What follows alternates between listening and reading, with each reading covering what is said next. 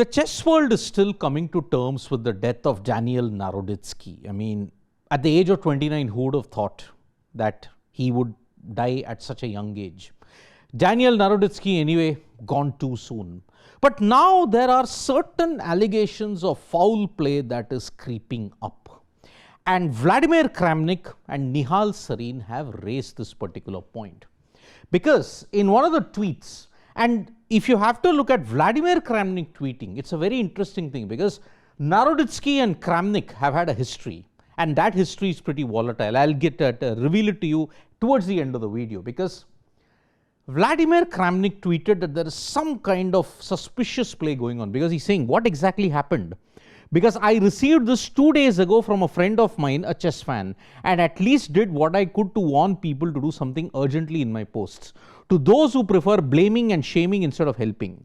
Awful tragedy, hope properly investigated. This is the message. Danya streaming, October 18th. Looks like he's on some serious drugs. Quite worried, chess mafia is dangerous. That was the last video that he uploaded on Daniel Naroditsky GM YouTube. That was the last. Now, he's carried on from what has been going on. Why did Daniel Naroditsky have a kind of a slump? Because this was his first video that he posted on YouTube after a very long time. He mentioned that, yes, I had taken a break, some creative liberties and everything, but now he's dead. Vladimir Kramnik mentioned, weird. Notice yesterday morning, some people talking about strange recent stream of Naroditsky. But checking again in a few hours, many things have been erased. All videos from his Twitch, a thread about it, recognizable working style. Anyone, what happened that forced them to act in a rush? Why did Twitch remove all the videos of Daniel Naroditsky, and that too in a very rushed fashion? And Kramnik further mentions another major thing that has happened.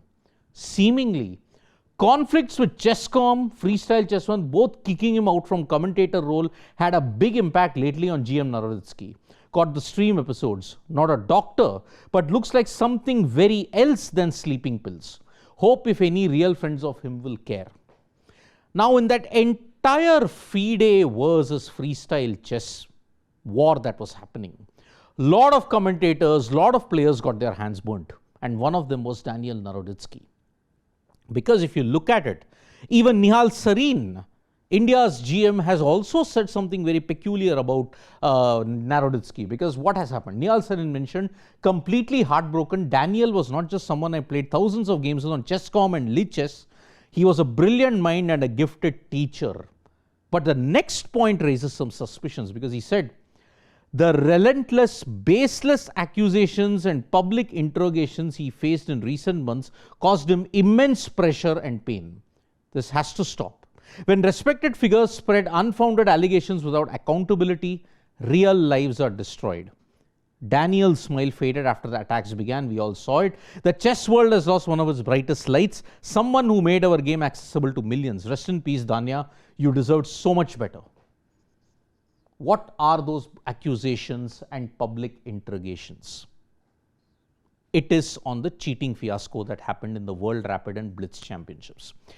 Because Naroditsky is good at speed chess, but then during the World Rapid and Blitz Championships, Vladimir Kramnik had accused him of cheating. And the pressure and the intensity was so much that he had to give it out on Take. That website which has kind of like, when you look at it, one of the other chess streaming platforms. On Take, he had said, I have been nice and civil and courteous to this army of troglodyte lowlifes for way too long. I'm really sick of it. I am not going to tolerate any of the hate any longer. It's really a shame, and it's seen as a dark chapter in chess, not because of me personally. Those cheating allegations were never proved. But if you look at it, there is a certain holier-than-thou chess mafia that operates somewhere in the shadows. Look at it. Hans Niemann has been facing this most of the time. Although Niemann did admit that he was cheating, but never over the board. Yes, online chess he did, but he admitted to his mistake. He's owned up to his guilt. But such were the accusations leveled against Naroditsky that perhaps he couldn't recover, and that is why many are now calling for an investigation. But will an investigation ever happen?